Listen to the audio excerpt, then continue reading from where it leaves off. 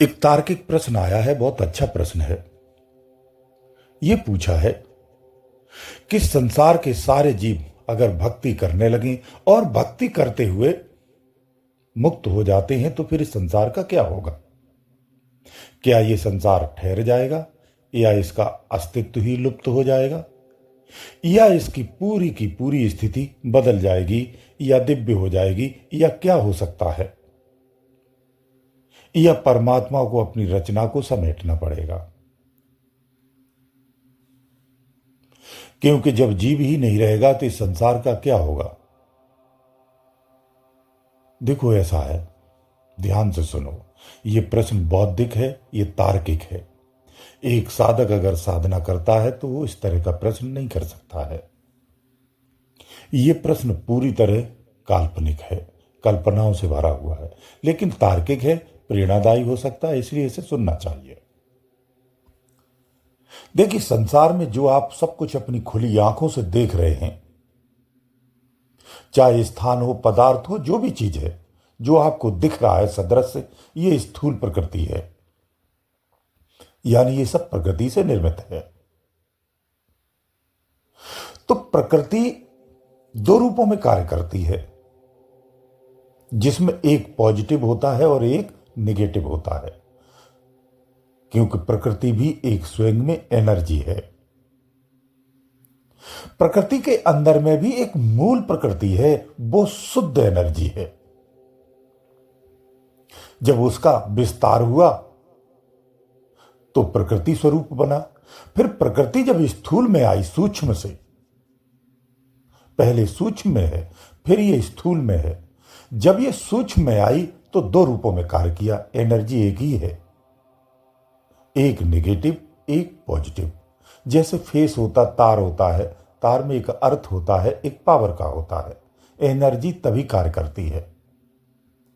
ऐसे ही प्रकृति में जो सिस्टम है इसका, जो इसका विज्ञान है, वो पॉजिटिव और नेगेटिव से ही चलता है। यानी एनर्जी इसी तरह से कार्य करती है। इस प्रकार से पॉजिटिव और नेगेटिव दोनों आवश्यक हैं। प्रकृति का जो स्थूल रूप है, ये हर क्षण बनता और बिगड़ता रहता है। इसमें हर क्षण नवीनीकरण होता है। इस प्रकार सृष्टि में रोज नए निर्माण होते हैं। सृष्टि के अंदर भी सृष्टियों का निर्माण होता है और उन सृष्टियों के अंदर में भी तमाम सृष्टियों का निर्माण होता है। जैसे आपका शरीर है, आपका शरीर जिसे आप देख रहे हैं इसे शरीर ही समझते, लेकिन इस शरीर के अंदर भी तो कई सारे जीवों की सृष्टियां हैं। कई तरह के जीव इसमें निवास करते हैं। तो पहले तो यह निश्चित कर लो, सृष्टि का अंत नहीं है। सृष्टि में परिवर्तन होता है, अंत नहीं है। ये ऊर्जा अलग अलग रूपों में कार्य करती है। जैसी स्थिति का निर्माण होता है, ये ऊर्जा उसी स्थिति में ही कार्य करने लगती है। अगर सारे संसार में साधक बन जाएं, सब भजन करने लगे, सब नाम जप करने लगे, सब ध्यान में चले जाएं, सारे लोग भक्ति में अगर डूब जाते हैं, तो ये संसार भक्तों का संसार होगा।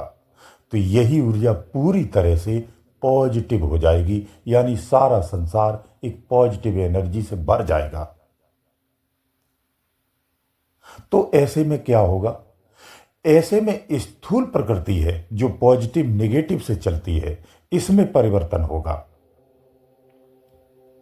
लेकिन नष्ट नहीं होगी, लुप्त नहीं होगी, केवल परिवर्तन होगा। और वो परिवर्तन पॉजिटिव होगा। कैसे? ऐसे समझिए, अर्थ जो होता है, बिजली का तार जो होता है, उसमें एक अर्थ होता है, एक करंट का होता है।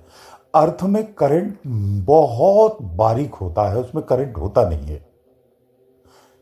लेकिन अर्थ में अगर करंट बढ़ने लगे, यानी नेगेटिव एनर्जी अगर तेजी से उसकी वृद्धि होने लगे, तो क्या होगा?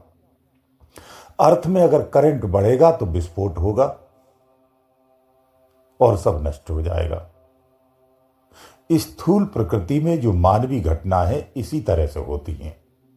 जब नेगेटिव एनर्जी अधिक एक्टिव होने लगती है तो विस्फोट की स्थिति आ जाती है। तो नेगेटिविटी में जितनी भी एनर्जी है, उस एनर्जी को निकाल करके पॉजिटिव में स्थापित करना होता है। जब सारी एनर्जी अर्थ से निकल करके केवल फेस में आ जाएगी तो पावर बहुत सुचारू रूप से कार्य करेगा। जितने भी उपकरण हैं या सृष्टि में जो कार्य होता है, मानवीय कार्य है, वो बहुत उत्तम तरीके से होने लगेगा। और अध्यात्म का जो विज्ञान है, वो विज्ञान बिल्कुल सुचारू रूप से सही तरीके से कार्य करने लगेगा। अब इसे विद्वानी और कथा भागवतों की भाषा में कहते तो आपको समझ में आएगा। अगर सारे लोग संसार में मुक्त हो जाएंगे तो ये संसार जीते जी स्वर्ग हो जाएगा। यहां मनुष्य सब देवताओं की तरह परमात्मा के रूप में हो जाएंगे और ये संसार पूरी तरह से स्वर्ग हो जाएगा।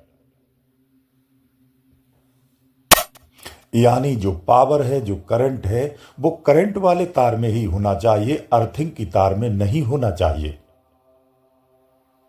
जब प्रकृति का असंतुलन बिगड़ता है तो उसका कारण यही होता है, जो करंट है वो अर्थ वाले तार में भी आने लगता है।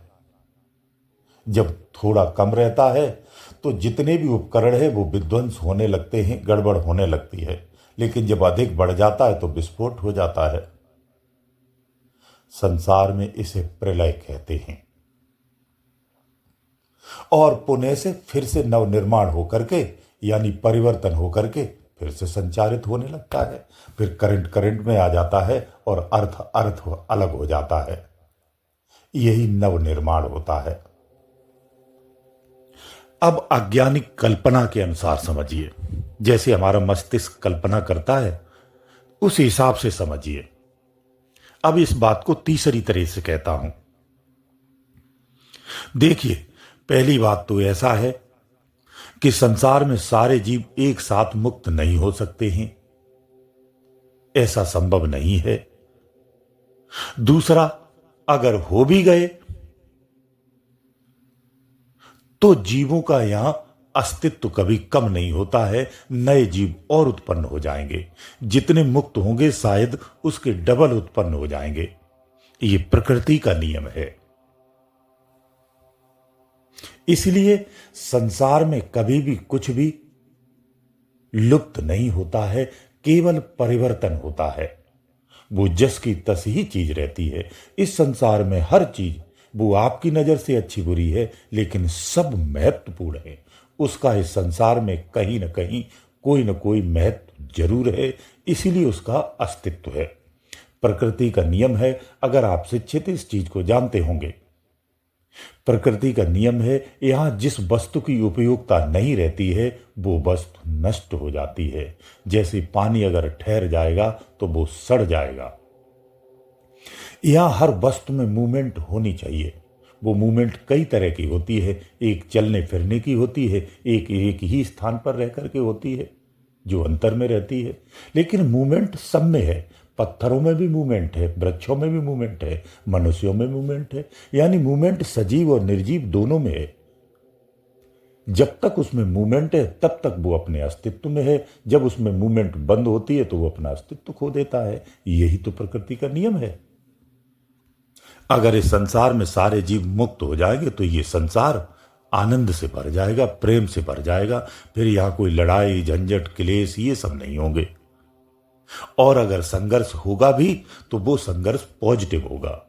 यानी ब्रह्म की प्राप्ति के लिए फिर इतनी उपदेश, इतना साधना, इतना भजन फिर नहीं करना पड़ेगा आने वाली पीढ़ियों को। उन्हें सहजता में ही अपना स्वरूप का आभास रहेगा और अपने ही स्वरूप में रह करके देवों की तरह अपना जीवन जिएंगे।